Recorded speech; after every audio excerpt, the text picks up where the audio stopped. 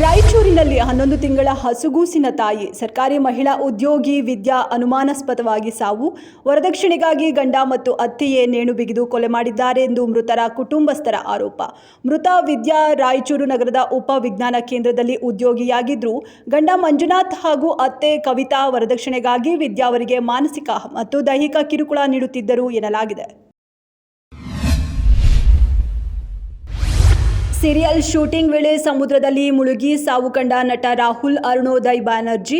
ರಾಹುಲ್ ಬ್ಯಾನರ್ಜಿ ಹಾಗೂ ಸಹ ನಟಿ ಶ್ವೇತಾ ಮಿಶ್ರಾ ಅವರ ಸೀನ್ ಒಂದನ್ನು ಸಮುದ್ರದ ನೀರಿನಲ್ಲಿ ಚಿತ್ರೀಕರಣ ಮಾಡಲಾಗ್ತಿತ್ತು. ಅನುಮತಿ ಪಡೆಯದೇ ಇಲ್ಲಿ ಶೂಟಿಂಗ್ ನಡೆಸಲಾಗಿದೆ. ಸುರಕ್ಷತಾ ಕ್ರಮಗಳನ್ನು ಕೈಗೊಳ್ಳದೆ ಶೂಟಿಂಗ್ ಮಾಡಲಾಗಿದೆ.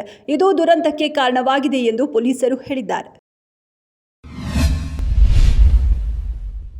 ಹುಣಸೂರು ದೊಡ್ಡ ಹೆಜ್ಜೂರಿನ ಸುದರ್ಶನ್ ಮತ್ತು ನವ್ಯ ದಂಪತಿಯ ಎರಡನೇ ಪುತ್ರ ಚಿನ್ಮಯ್ ಗೌಡ. ಚಿನ್ಮಯಿ ತನ್ನ ಅಣ್ಣನೊಂದಿಗೆ ಮನೆಯ ಹೊಸಲಿನಲ್ಲಿ ಆಟವಾಡ್ತಿದ್ದ. ಅಕಸ್ಮಾತ್ ಆಗಿ ಒಣಗಿದ ದಾಸವಾಳದ ಹೂವನ್ನು ನುಂಗಿದ ಪರಿಣಾಮ 6.5 ತಿಂಗಳ ಹಸುಗೂಸು ಉಸಿರುಗಟ್ಟಿ ಮೃತಪಟ್ಟಿದೆ. ಹೈಗ್ರೌಂಡ್ ಸಂಚಾರಿ ಪೊಲೀಸ್ ಠಾಣೆಯ 3 ಸಿಬ್ಬಂದಿ ಅಮಾನತು. ಬಾಡಿ ಕ್ಯಾಮೆರಾ ಆಫ್ ಮಾಡಿಕೊಂಡು ವಿನಾಕಾರಣ ಬೈಕ್ ನಿಲ್ಲಿಸಿ ಹಣ ವಸೂಲಿ. ಎಎಸ್ಐ ಸುರೇಶ್, ಕಾನ್ಸ್ಟೇಬಲ್ಗಳಾದ ಪ್ರಶಾಂತ್ ಹಾಗೂ ಸಾದಿಕ್ ಅವರನ್ನು ಸಸ್ಪೆಂಡ್ ಮಾಡಿ. ಪಶ್ಚಿಮ ವಿಭಾಗ ಸಂಚಾರಿ ಡಿಸಿಪಿ ಅನೂಪ್ ಶೆಟ್ಟಿ ಆದೇಶ.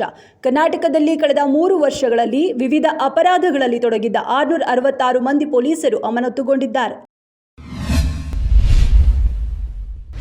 ಫೋಕ್ಸೋ ಪ್ರಕರಣ ಆರೋಪಿ ಜೈಲಿನಿಂದಲೇ ಅಪ್ರಾಪ್ತ ಸಂತ್ರಸ್ತೆಗೆ ವಿಡಿಯೋ ಕರೆ. ಧಾರವಾಡ ಕೇಂದ್ರ ಕಾರಾಗೃಹದಲ್ಲಿ ಫರ್ವೇಜ್ ಎಂಬ ಆರೋಪಿ ಜೈಲಿನಿಂದಲೇ ಅಪ್ರಾಪ್ತ ಬಾಲಕಿಗೆ ವಿಡಿಯೋ ಕರೆ.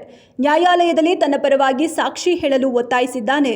ಆರೋಪಿಯು ತನ್ನ ಕೈ ಮೇಲೆ ಸಂತ್ರಸ್ತೆಯ ಹೆಸರನ್ನ ಬರೆದುಕೊಂಡು ವಿಡಿಯೋ ಕರೆ.